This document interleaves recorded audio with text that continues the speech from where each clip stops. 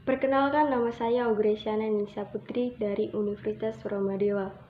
Di sini saya ingin menjelaskan 3 pembahasan. Yang pertama adalah pengertian siklus ekonomi, yang kedua tahapan siklus ekonomi, yang ketiga contoh kasus siklus ekonomi. Yang pertama adalah pengertian siklus ekonomi. Secara umum, siklus ekonomi atau ekonomikal dapat diartikan sebagai suatu tahapan fluktuasi dalam perekonomian yang terjadi berulang-ulang seiring waktu yang membentuk pola ekspansi, puncak, kontraksi, dan palung.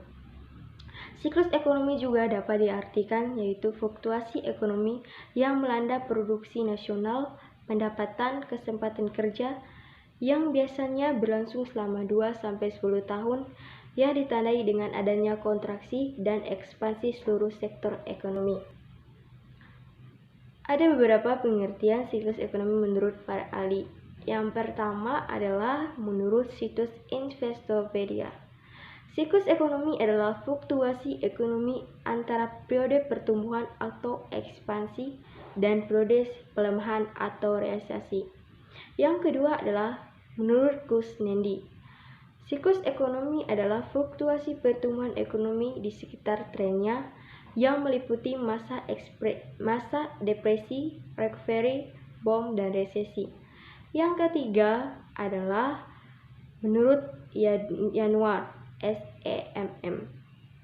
Siklus ekonomi adalah pasang surutnya kegiatan ekonomi di sekitar tren setelah dilakukan penyesuaian musiman. Itu adalah tahapan siklus ekonomi. Siklus ekonomi digambarkan sebagai gelombang naik turun aktivitas ekonomi. Indikator yang biasa digunakan untuk menganalisa siklus ekonomi adalah pertumbuhan ekonomi atau jumlah output real dan tingkat harga. Siklus ekonomi secara umum terdiri 4 fase atau tahapan. Yang pertama adalah gerakan menaik atau upturn. Yang kedua, fase puncak atau peak. Yang ketiga, gerakan menurun atau downturn. Yang keempat, fase palung atau trough. Yang pertama adalah gerakan menaik atau upturn.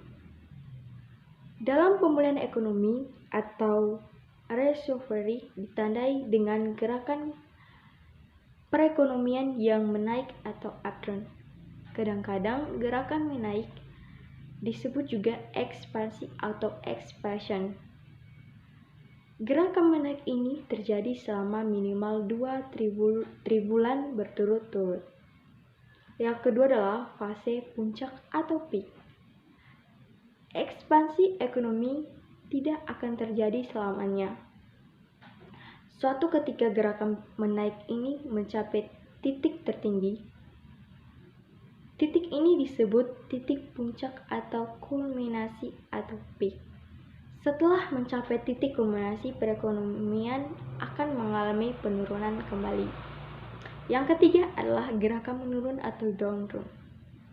Yang dimaksud dengan gerakan menurun adalah menurunnya output yang dilihat dari menurunnya tingkat pertumbuhan ekonomi. Kadang-kadang gerakan penurunan ini disebut resesi atau recession. Bila terjadi gerakan menurun ini terjadi selama minimal 2 tribulan berturut-turut. Yang keempat adalah fase palung atau trough. Gerakan menurun akan berlanjut hingga mencapai titik yang paling rendah yang disebut titik nadir atau trough. Setelah mencapai titik nadir, perekonomian akan pulih kembali dilihat dari adanya gerakan menarik biasanya. Teman-teman dapat bisa melihat siklus ekonomi dengan indikator pertumbuhan ekonomi di samping ini dan siklus ekonomi dengan indikator output real. Gerakan satu siklus. Yang dimaksud dari gerakan satu siklus ini yaitu gerakan dari satu titik kulminasi ke titik kulminasi yang lain, atau dari satu titik nadir ke nadir yang lain.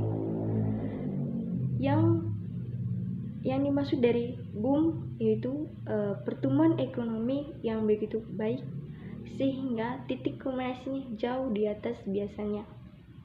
Yang terakhir adalah yang dimaksud dari depresi atau depression.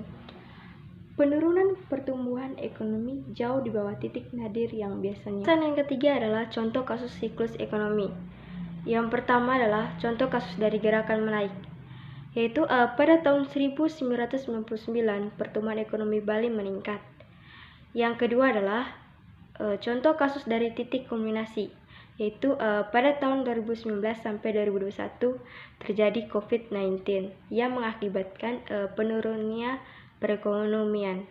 Yang ketiga adalah contoh kasus dari gerakan menurun, yaitu pada tahun 2001 dan 2005 Bali mengalami peledakan bom yang mengakibatkan penurunnya perekonomian.